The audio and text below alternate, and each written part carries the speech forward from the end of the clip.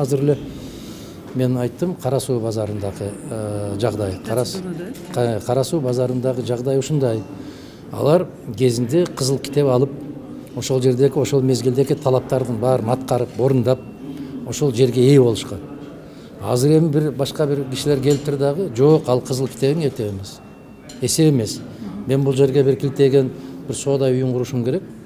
Кааласаңар ушул жака киресиңер, каалабасаңар кеткиле. Моундай башаламандыктарга аябай арыздар көп.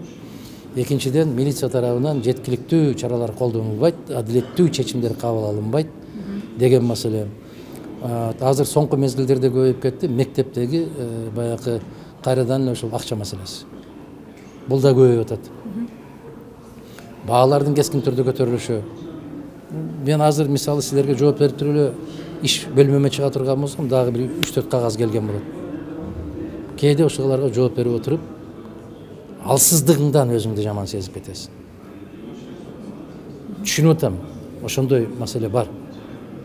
Бирок аны депутат чече албай атпайбы? Ошону депутат чечиш үчүн эмне болуш керек? Жогорку кеңеш бир түйүлгөн муштумдай болуш керек.